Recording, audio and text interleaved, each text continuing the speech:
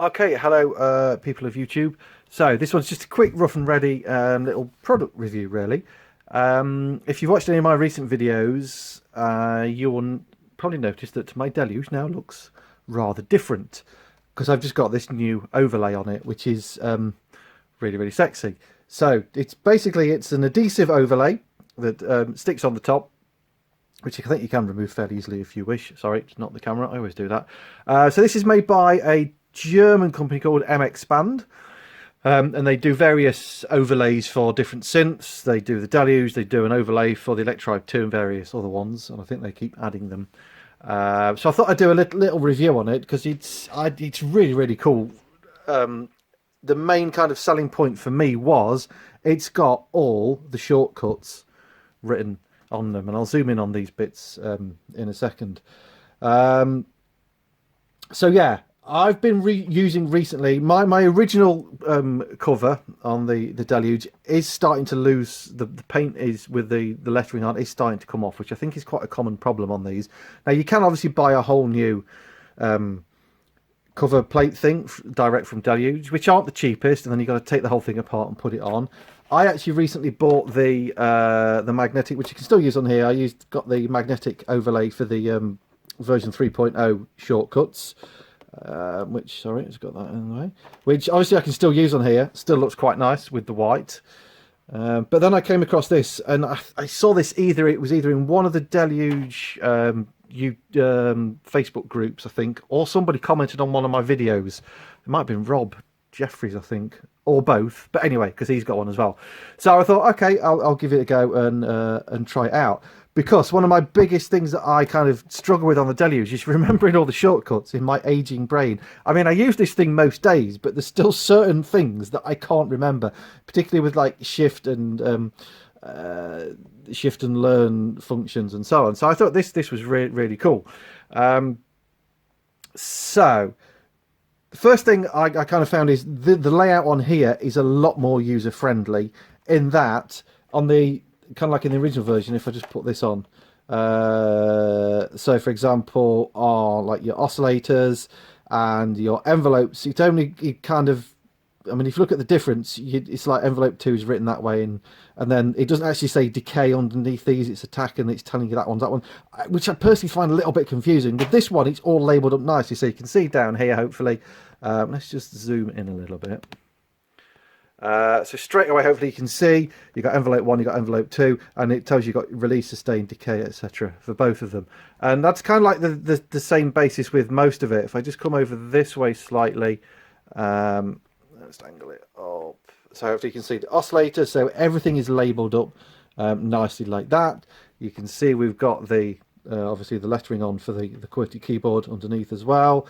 And it just makes the whole thing with the pads, I think, a lot more user friendly straight away. Down here, again, let's just zoom it in. Obviously we've got the sections here all to do with overdubbing and MIDI assign and so on, and let's just go up here, because these are the two that I could never remember. So it's got all the shortcuts. Hopefully you can just about see that. So we've got various shortcuts down here. So we've got one with a black background, one with a white background, with a little black gap at the front of it, which you can't quite see, it's just in that shadow there. Then we've got a full white background, and then a white and green black background, and then like an orange background. So they are basically the different functions. So the first one with the black background is for you to press down, that's your transpose octave. So it says there transpose octave. Transpose a semitone, when it's got the little, as you can see, you can't see it, little black thing with the white background, that means you would shift and press. If it's just I can't quite see that one. Yeah, sorry. If it's just a white background, then it's just shift, which says on there clip color. We've got the LED brightness, which is half white and half green. So that means you would do shift and the learn button and turn that. And then if it's an orange background, you would hold down a note, because this one is transposed note. You would hold down a note and turn it. And the same one works with this for your zoom in, out, and your note velocities. And these are the things that I use sometimes, but not a lot. And the amount of times I used to have to get the manual out to refer to it, wasting time. So it's all on here now, particularly like things like copy and paste, all your automations, and everything else is obviously as it was before. So let's just zoom it back out, get my angles back where we were. There we go. And also like the different record functions. So if you're resampling, for looping as well, you've got the different functions down here. So obviously if it's white, you're going to press shift and record, and so on for your metronome, shift and that. And once you just get your head around the different settings on that, it just makes workflow and everything a lot quicker, and you can read everything nice and neatly on here, and all your different shortcuts all laid out nicely. So yeah, it gets the Rezzonator thumbs up. It's not the cheapest. Sorry, really annoying camera angle there. Let's just move that around a little bit. So it's not stupidly expensive, but if you consider that the magnetic overlay from Synthstrom is $20 plus obviously some postage, this whole thing is €33 plus I think €450 postage to the UK from Germany. So it was €38, which in pounds is about 34 quid. Obviously it's cheaper than buying a whole new overlay from Synthstrom, and you've got the added benefit of all the shortcuts. And once it's on, I mean, it looks basically like a new overlay. And actually installing it was quite straightforward. I had a quick look at the installation procedure before I bought it, and I was a little bit nervous about doing it, particularly when it comes to sticking anything on.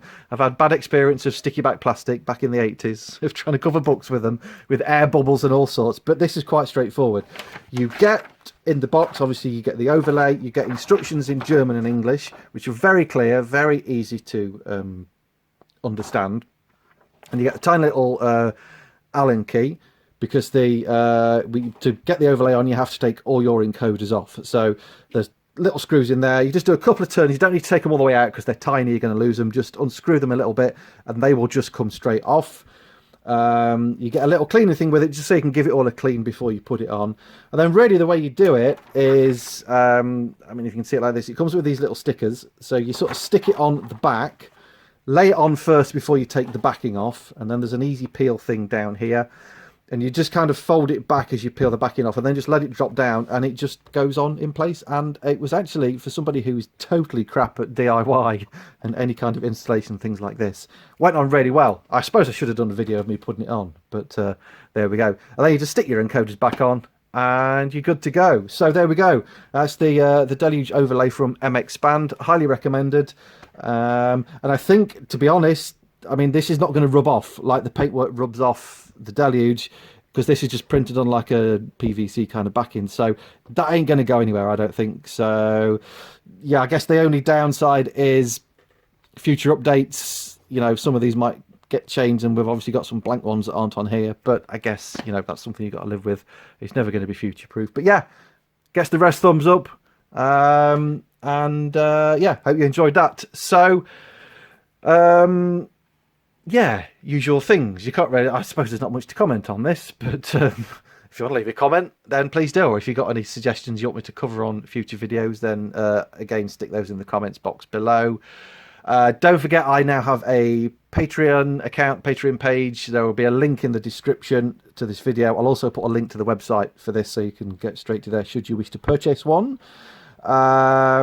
Where you can get, if you subscribe to that, you can get free stuff, and there's going to be quite a lot of Deluge stuff going up on there at the moment. I'm going to do a bit of a series coming up shortly on all the different cover versions I've done on here, and if you subscribe to the Patreon, you will get my Deluge song files and all the samples with those as well. So I'm kind of working my way through some classic electronic covers. So far I've done Blue Monday by New Order, Killer by Damsky, Club to Death by Rob D, currently working on Pacific 707.